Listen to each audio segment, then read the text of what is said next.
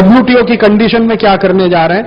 दिल्ली का एयरपोर्ट दुनिया का अकेला ऐसा एयरपोर्ट है जिसके पास 6000 एकड़ जमीन है, किसी एयरपोर्ट के पास नहीं।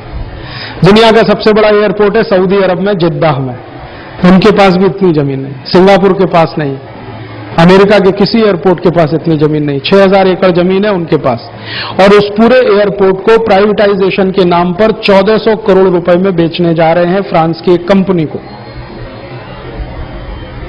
जबकि जिस स्थान पर यह दिल्ली का एयरपोर्ट है वहां 1 एकड़ जमीन की कीमत इस समय 20 करोड़ रुपए है।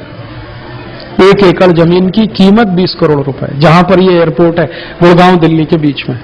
6000 एकड़ जमीन है, कितने का हो गया? 1,20,000 करोड़ की प्रॉपर्टी बेच रहे हैं 1400 करोड़ में।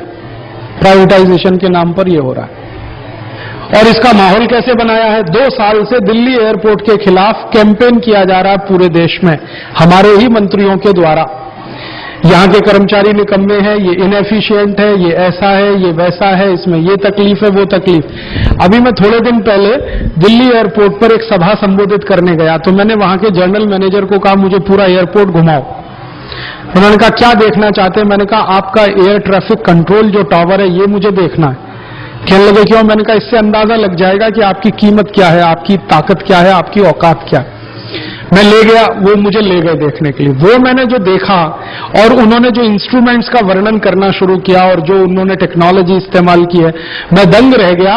दुनिया में इतना बेहतरीन air traffic control tower France में भी नहीं है, जर्मनी में भी नहीं। उस अकेले टावर को अगर बेचे अंतर्राष्ट्रीय बाजार में तो 600 करोड़ मिलता है, और 1400 करोड़ में पूरा एयरपोर्ट बेचने जा रहे हैं।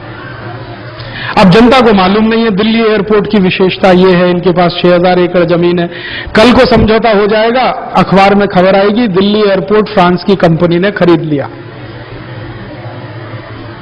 और कर्मचारी बेचारे मुंह बंद करके बैठे हैं, क्योंकि सरकार के खिलाफ बोले कैसे, उनसे पगार पाते हैं, सैलरी पाते। और ये जो प्रॉपर्टी है, मैंने एक दिन उनसे पूछा कि अगर ये 6000 एकड़ जमीन, इसमें इस्तेमाल कितनी हो रही है?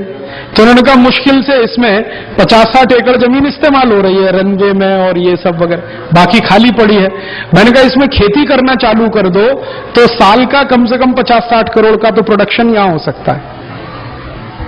तो उन्होंने कहा राजीव भाई खेती तो छोड़ो, हम यहां गोल्फ क्लब बना दें और उसमें एंट्री फीस रख दें तो साल का 1400 करोड़ तो हम इसी से कमा के दे सकते हैं सरकार को, गोल्फ कोर्स बना के। क्योंकि जितनी विदेशी फ्लाइट आती है ना, इंटरनेशनल फ्लाइट रात को अक्सर आती हैं, उनमें कई बार ऐसा होता है कि एक एक दिन वो लोग ठहरते हैं, फिर दूसरी फ्लाइट पकड़ के वो गोल्फ खेलेंगे, फीस लगा दो, साल का 1400-1500 करोड़ उसी से आ सकता है। पूरा एयरपोर्ट इतने में बेच रहे हैं, 1400 करोड़, और बिना किसी बिड के। माने कोई इंटरनेशनल टेंडर इनवाइट नहीं हुआ, कुछ नहीं हुआ, फ्रांस की कंपनी को सामने से बुला लिया। क्यों? समझौता हो गया सरकार का, कुछ लेन देन हुआ होगा उसमें। अब एक दिल्ली एयरपोर्ट बिकेगा, फिर बंबई बिकेगा, फिर सब बिकेगा। ऐसे सरकार की माने बेईमानी और हरामखोरी में देश की संपत्ति बिक रही है प्राइवेटाइजेशन के नाम पर, ग्लोबलाइजेशन। अब जनता इसमें बगावत कर सकती है जब उसको पूरी बात मालूम। जब मुझे पता चला दिल्ली एयरपोर्ट की वास्तविकता, मैंने दिल्ली की 4-5 मीटिंगों में कह दिया, लोगों का खून उबल गया, जी कैसे कर सकते हैं, हम देखेंगे सरकार को। अगर यही बात पूरे देश में प्रचारित हो जाए तो जनता खड़ी हो जाएगी। तो जनता